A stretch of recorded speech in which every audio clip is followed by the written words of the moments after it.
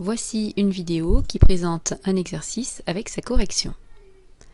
On vous dit qu'on considère la fonction f définie par, vous avez son expression f de x est égal à 2x au carré plus 4x moins 30, le tout divisé par moins 5x plus 7. Il va s'agir d'étudier le signe de cette fonction, d'abord graphiquement, ensuite algébriquement, pour finalement résoudre une inéquation. On remarque tout d'abord que la fonction f est une fonction rationnelle, une fonction quotient, puisqu'on a une expression qui se présente comme le quotient de deux expressions avec du x sous le trait de fraction.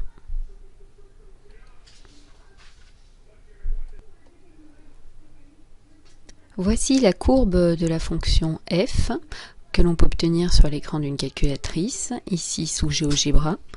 Alors on peut déjà faire comme remarque immédiate que la courbe de cette fonction est en deux morceaux. On nous demande dans un premier temps de dresser graphiquement le tableau de signes de la fonction. Il s'agit donc de faire un tableau pour faire apparaître quels sont les antécédents qui ont une image positive par la fonction f et les antécédents qui ont une image négative par la fonction f. On se rappelle que la stratégie pour obtenir graphiquement un tableau de signes, c'est d'observer quand est-ce que la courbe est située au-dessus de l'axe des abscisses et quand est-ce qu'elle est située sous l'axe des abscisses. On peut graphiquement s'aider d'un codage couleur, on peut mettre en évidence les parties de la courbe qui sont au-dessus de l'axe des abscisses. Si je mets en bleu les parties au-dessus de l'axe des abscisses, en rouge celles qui sont dessous, on obtient quelque chose de ce type-là, bon, un peu brouillon, mais ça peut nous aider. Et ensuite, il s'agit d'écrire sur quels intervalles ces morceaux sont au-dessus ou en dessous de l'axe des abscisses. Alors on part de la gauche. Si je pars de la gauche, on est donc sur un morceau bleu au-dessus de l'axe des abscisses, de moins l'infini jusqu'à donc cet endroit-là qui correspond environ à moins 5. Ensuite on passe sous l'axe des abscisses. Ici on va être sur un morceau rouge. Et si on avance, c'est vrai jusque là environ, au moment où la courbe est coupée en deux. Cet endroit correspond à un nombre qui n'a pas d'image par la fonction, puisqu'on ne rencontre pas la courbe, ni en haut ni en bas. Ici, sur l'axe des abscisses, on lit donc une valeur interdite de la fonction, une valeur qui n'a pas d'image par la fonction. C'est environ 1 et quelques, 1,1 par exemple, ou 1,2. On vient donc de dire que la courbe était sous l'axe des abscisses de moins 5 jusqu'à environ 1,2. À partir de cette valeur 1,2, on est de nouveau au-dessus de l'axe des abscisses. Jusqu'ici, c'est à peu près 3 sur l'axe des abscisses. Et ensuite, on est de nouveau sous l'axe des abscisses. On construit donc le tableau de signes de la fonction après cette lecture graphique, qui est un tableau approximatif. On aura d'abord une partie où la courbe est au-dessus de l'axe des abscisses, donc les images sont positives, on a dit de moins l'infini jusqu'à moins 5. En moins 5, la courbe coupe l'axe des abscisses, l'image de moins 5 est 0. Ensuite, de moins 5 jusqu'à environ 1,2, on a un morceau de courbe ici qui est sous l'axe des abscisses. Donc les images vont être négatives. Et en 1,2, ici, il n'y a pas d'image, c'est une valeur interdite, on met une double barre dans le tableau. De 1,2 à 3, on a dit que les images étaient positives, la courbe est au-dessus de l'axe des abscisses, et 3 a comme image 0. Et de 3 à plus l'infini, on est sous l'axe des abscisses, les images vont être négatives. On a donc construit graphiquement le tableau de signes de cette fonction. Il s'agit maintenant d'essayer de retrouver ce tableau de signes sans observer la courbe de la fonction, mais seulement à partir de son expression. Pour étudier algébriquement le signe de cette fonction, on doit tenir compte qu'il s'agit d'un quotient. Son expression, c'est un numérateur divisé par un dénominateur. Et le signe de ce quotient va donc dépendre du signe de ce qui est en haut et du signe de ce qui est en bas. On va construire un tableau de signes dans lequel on va faire apparaître une ligne pour le numérateur, une ligne pour le dénominateur et une ligne pour le bilan, le premier divisé par le deuxième. On construit donc notre tableau. On commence par étudier le signe de la première expression 2x au carré plus 4x moins 30.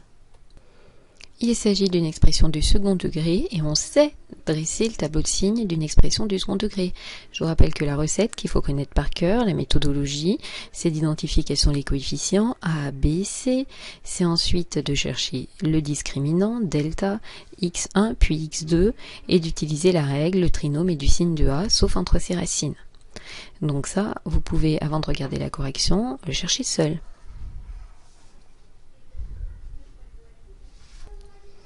Donc le discriminant, si vous ne vous êtes pas trompé, on trouve 256 et 2 racines, moins 5 et 3.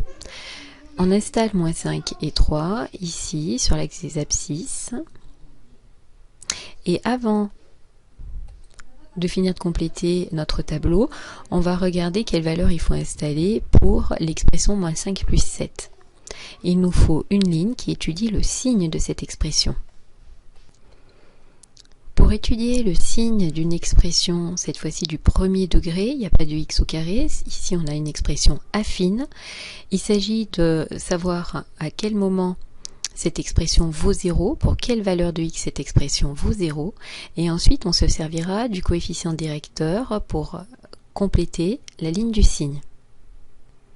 On résout d'abord l'expression égale à 0. On trouve que l'expression est égale à 0 lorsqu'on remplace x par 1,4. Ensuite, on va se servir du coefficient directeur de l'expression, le nombre qui est devant x. Ici, comme ce nombre est négatif, on comprend que l'expression est représentée par une droite qui descend. Et dans ce cas-là, sa courbe va être d'abord au-dessus de l'axe des abscisses, couper l'axe des abscisses et être ensuite sous l'axe des abscisses.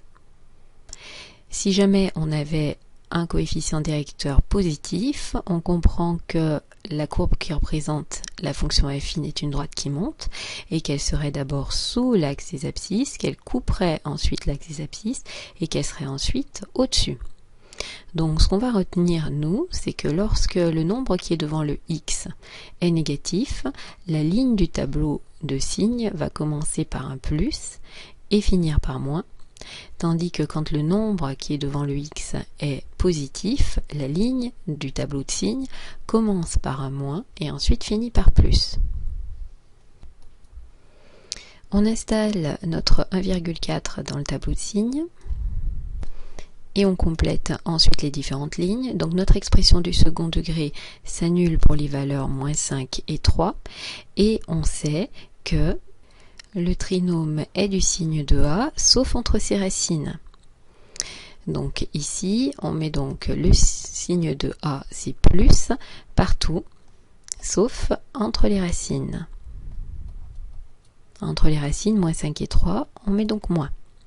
L'expression moins 5x plus 7, on a trouvé qu'elle s'annulait pour la valeur 1,4 et on a dit que comme le nombre qui était là était négatif, le tableau de signes commence par plus et quand on rencontre le 0, on change, finit par moins. Et maintenant on fait un bilan. On a donc cette première ligne divisée par celle-ci. Si dans cette expression on remplace x par quelque chose qui est plus petit que moins 5, le numérateur va faire quelque chose de positif, le dénominateur positif, donc l'un divisé par l'autre, ça fera quelque chose de positif. Si dans cette expression on remplace x par un nombre entre moins 5 et 1,4, le numérateur est négatif, le dénominateur est positif, l'un divisé par l'autre, ça fera quelque chose de négatif. On continue d'appliquer la règle des signes, ici ça fera positif et ici ça fera négatif. Attention, il reste encore une étape. On fait le bilan des zéros qui sont sur les colonnes ici. Lorsque le numérateur vaut 0, 0 divisé par quelque chose, ça fait 0. 0 divisé par quelque chose, ça fait 0. Donc les zéros du numérateur tombent en bas. Par contre, attention, ce qu'il y a sous le trait de fraction n'a pas le droit de faire 0, parce que si on essaie de faire quelque chose divisé par 0, ça va bugger. Donc, cette valeur-là, qui annule le dénominateur, est une valeur interdite. C'est une valeur interdite, on n'a pas le droit d'avoir 0 sous le trait de fraction. Donc ce 0-là, lui, se transforme en valeur interdite en tombant.